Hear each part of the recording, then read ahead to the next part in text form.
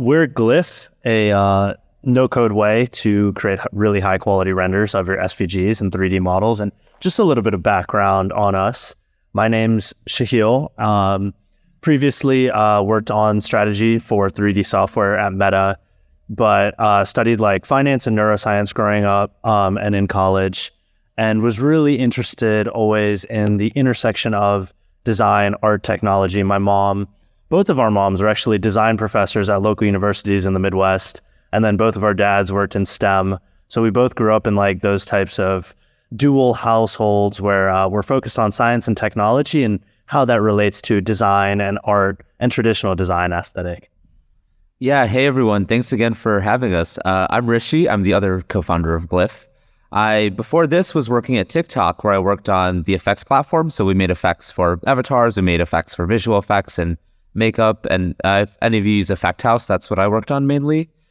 Before that, I also studied engineering, and I was focused mainly on trying to discover how I can mix engineering and art and make creative tools. So I'm excited that Shaheel and I get to present one of our new creative tools to you guys.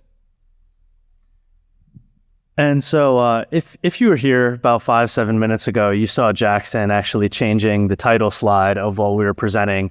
And that's because we originally, when we signed up for this a couple months ago, we're going to present on our 3D motion and brand design tool, where both of us had a lot of experience working with After Effects and Blender and found it to be a real hassle to use, not only for just like creating simple animations, but we had this vision where across platform, across devices, mobile, computer, VR, headset, AR glasses, these types of interactions would be easy to make and easy to transfer. So that was the first tool that we set out to build. And it was basically taking your SVGs from Figma, Canva, and Illustrator and allowing you to create either 3D text out of them or really fun, simple animations. Very similar to a tool like Space Type Generator, if you've ever used that, or like a lot of the capabilities that After Effects had. And we learned a lot from this process, but found that we were in this weird middle ground where either users wanted a lot more precision and more capability, or this was like almost a little bit too daunting to even start with.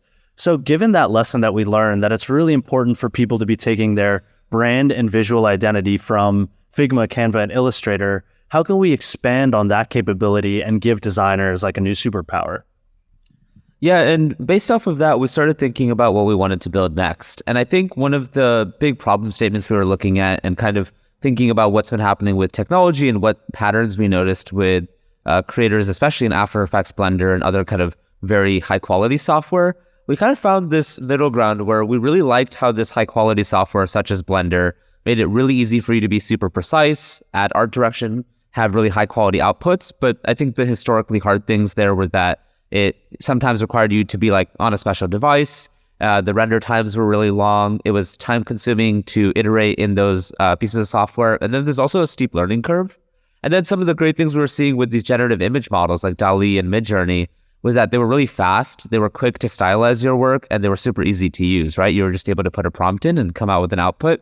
But I think some of the pain points that I discovered there personally and some other artists did was that it was kind of difficult to art direct what you wanted out of these models. It's kind of difficult to get it to do what you wanted to do.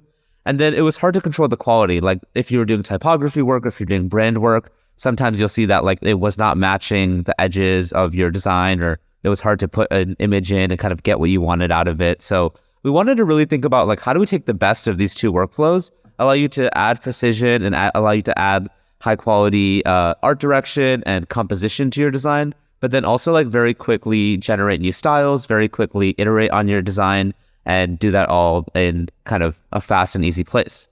So that led to what we built next. So this is the first time we're showing it off. We built this in the last 2 weeks, and it kind of fits that ethos of trying to bring art direction and precision and combining it with generative AI so that you can create images and you can create content that's more reflective of your thought process and your imagination. So on the left here, I have a SVG that I uploaded, which is just something I exported from Figma.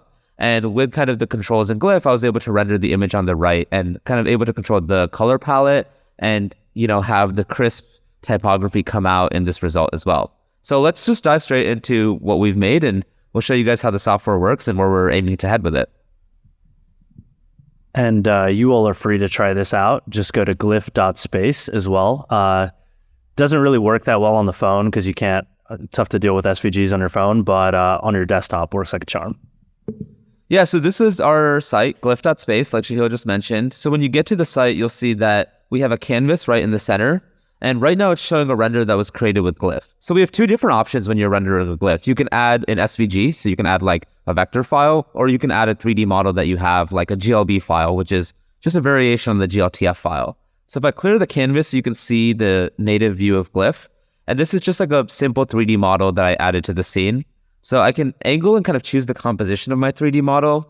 And then when I scroll down, I can kind of control the settings to render it. So first I put my email in to make sure I am able to actually render it. And you saw the button pop up when I did that. I'll add some context about the model. This is kind of the default context, so I think that makes a lot of sense for it. Let's change the material to glass. And we can change the scenery to a city. And we can change the color palette from this blue to maybe this kind of lighter white green, and click render.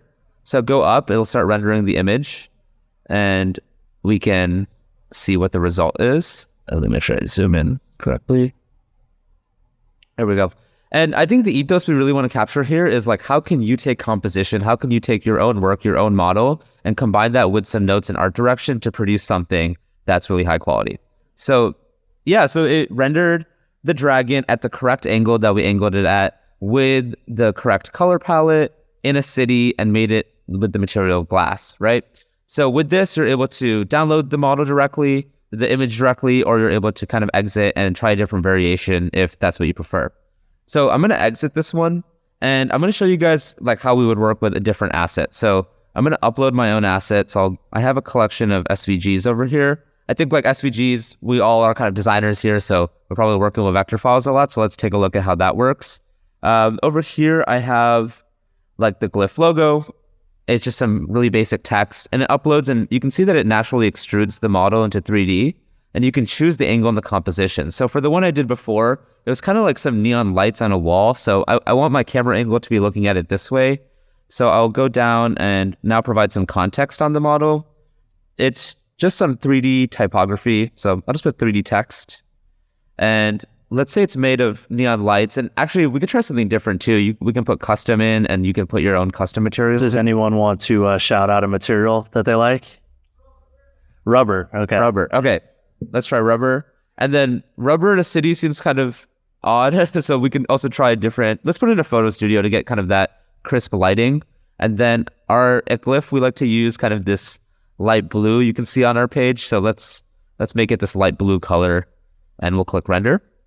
And this is kind of like a really great way to play around with thinking about how you can take typography in generative AI and kind of combine these workflows so that we're able to represent new ways to represent information and to share renders and designs. We're really interested to see like what comes out of what you're able to do in terms of combining. It added some extra words on the bottom as well. But yeah, we're kind of trying to understand like, how do we better interact with these generative AI models rather than just like blindly typing in a prompt and keep kind of changing the prompt from there and doing some image to image work. Like, how do we give the model some information about what we're actually creating and what we're designing and allow it to kind of match that output?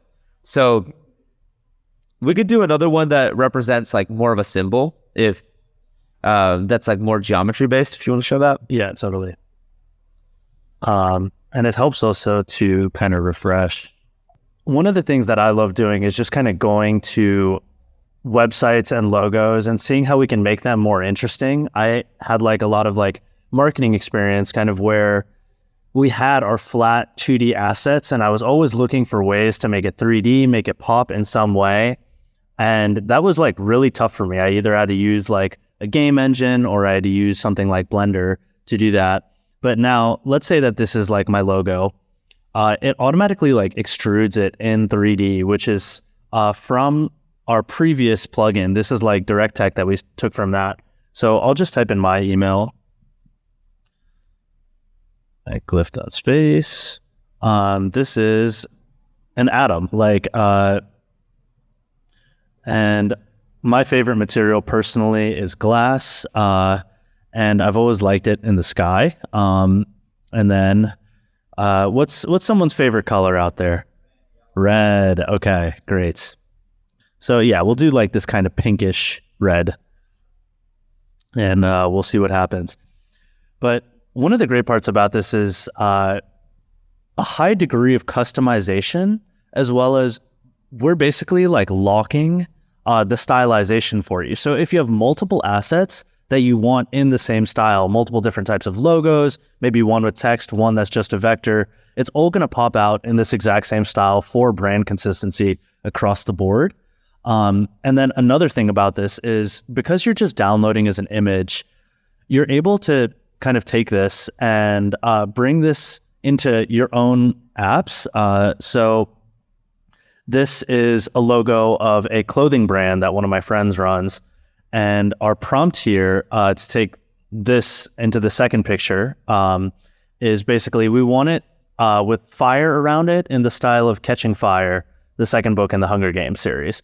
And so this was the logo, but he wanted a little bit more extrusion and a little bit more of that fire effect to it. So he was able to drop that middle picture into Adobe Generative Fill, and that was able to extrapolate the flames in a way that created this like more holistic picture of a logo. So it's also a new starting point for the existing workflows that you have with all of your same brand and visual identity. Yeah, and I'd love to show you guys like some of the things that as we were building the product over the last 2 weeks, we were testing out and rendering, because I think it shows kind of the capabilities of where it is. And, you know, as even this week, we started adding some new features. So I'd also love to show you guys like what we're thinking about doing next. So here are some renders that we started with. So on the left here, I had a poster from Figma, and I had the material be like gold obsidian in a photo studio, and I rendered that. It's kind of like random, but it's just like interesting to think about like how you play around with color and poster design. On the right, this is the Stanford Bunny. It's like a classic 3D model. So you can also import 3D models if you guys are ever working with someone who is a 3D modeler, and they can kind of stylize that pretty easily. We tried something with the Airbnb logo, and I asked it to make it a rose, and it turned the Airbnb logo from an SVG into a rose, which is just thought was quite abstract and pretty interesting. The same dragon on the right, when I added a purple color palette and some fire, this is what came out. I played a lot around with this like really simple vector design.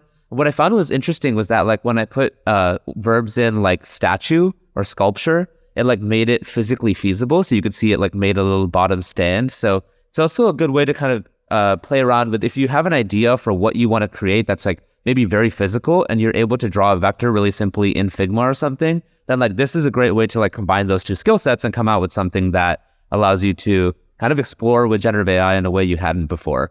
This one was fun because I like went a bit more abstract with the shape. So this one was a red flower garland in the sky. This one I wanted to make something a bit more volumetric, so with some clouds. Played a bit more with volumes over here, and it made this like smoky red effect in this shape. And I think we're still kind of discovering like how we're finding that balance in art direction, verbiage, and like the results. So like some of the typography stuff doesn't actually produce the smoke yet, but like some of the shapes that could actually be made of smoke produce these shapes. So we're trying to also discover like how do we build and develop prompts that are easy for people to use. As you saw, it was more of like a Mad Lib where you fill in the blank that can then kind of evoke what you want to actually create and like what your imagination is. I started having a lot of fun making cherry blossom branches into different shapes, which I just thought was really gorgeous. So here's the Airbnb logo again as a cherry blossom branch. This is it as like a red glass sculpture. It was made of rose. It was made of yarn. I did one where it's made of lace. Then I started playing around with like angle and just like very simple typography. So this is the letter G made out of steel beams, made out of a cherry blossom again. And yeah, what we started working on this morning actually was that as you saw, when you would import something into Glyph, it would essentially kind of just be like in black and white, in gray, right? And we were providing just one option for the color palette. But this morning, what we actually got working was that you can import something with its native colors. So this is just a Figma SVG that I pulled from Figma's website, imported into Glyph, it's extruded, it has all its original colors. I set the background color to be gray. And then when I selected the glass material, it was able to identify kind of the colors already in the scene and render that. exactly as it is. So we're going to be launching this hopefully by the weekend, if not early next week. And you'll be able to not only pull in your file, but pull it in with all its original colors and textures as well, so that you're able to have essentially like full control over what colors are in the scene, and really use generative AI to promote quality and to maybe promote a bit of your imagination on what constructs this 3D model and this 3D render. I think like the natural next step for us is to really discover how is this going to be the most easy way for you to bring your imagination directly to the screen, and also like how are we going to help you kind of do image generation and eventually video generation in an entirely new way.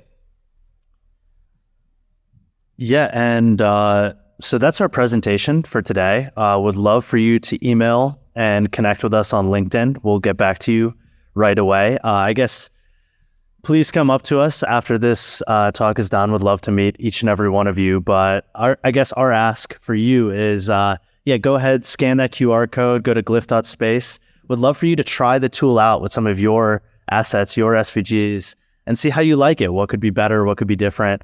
Because every single day we're just trying to improve. And then any fun art or design communities that you're a part of that you maybe want to show this off in, we're happy to kind of help out with that as well. So happy to open it up to Q&A.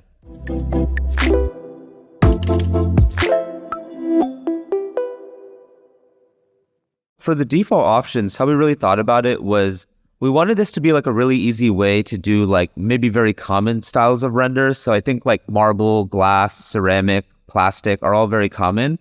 But then we wanted to put some stuff as well that would inspire people to, I guess that's the most I can zoom, that would inspire people to also like come up with ideas that are a bit more abstract.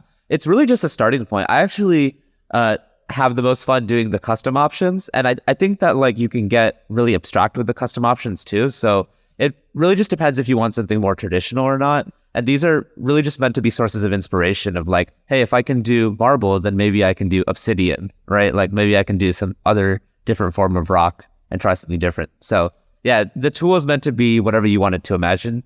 So ideally we try to fit it around that.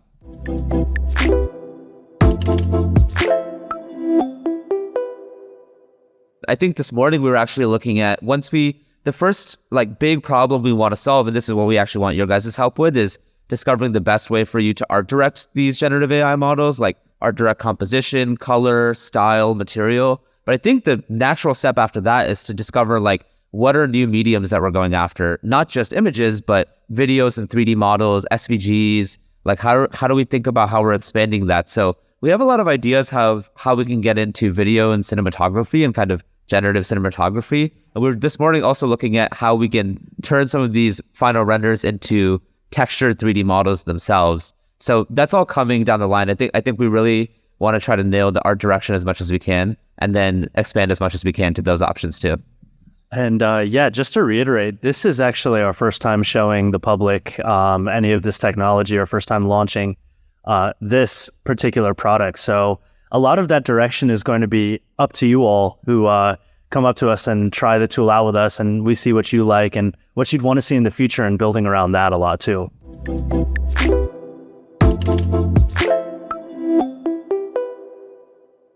Yeah, I mean, there are a lot of these common image models out there. We're basically trying to figure out what the best combination is right now to achieve the goals that we have. So things are actually changing. Like I said, we only started building this 2 weeks ago.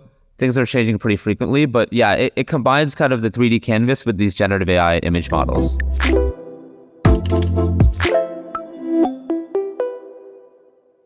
Because the site's super new right now, all we have is this download button. So you download the result and it'll just download to your desktop. We don't collect, you don't sign up for an account right now when you use Glyph. I think we really want to nail down this process of art direction, and then we're going to add all these features that let you look at all your previous generations, kind of work through them and see what settings work best for that. And you'll be able to access your own kind of volume of images and generations. That's essentially the next step for us. But at this moment, you would just download it at the top right corner over here.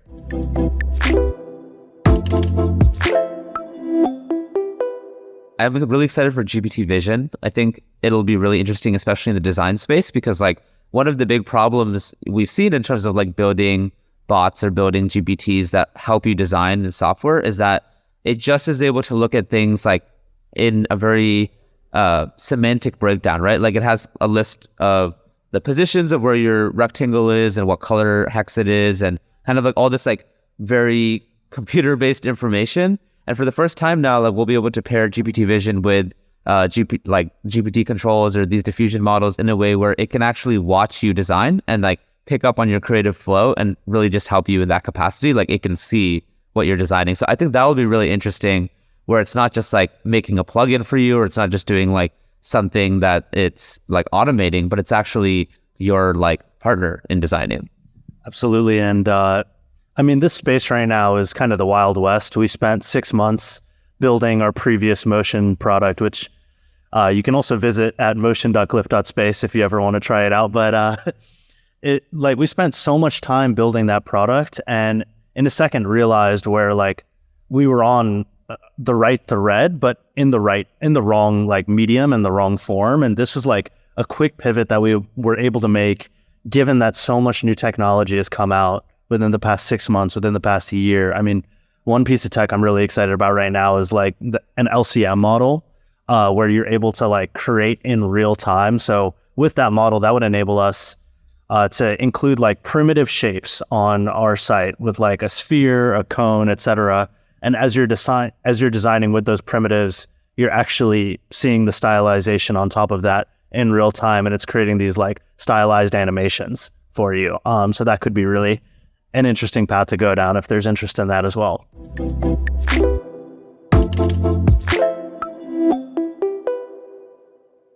I would say SVG is the best format if you're trying to bring in vector data.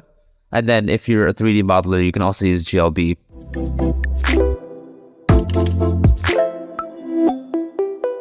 Yeah, it's free. You can go to the site and use it today and use your image wherever you want to use it.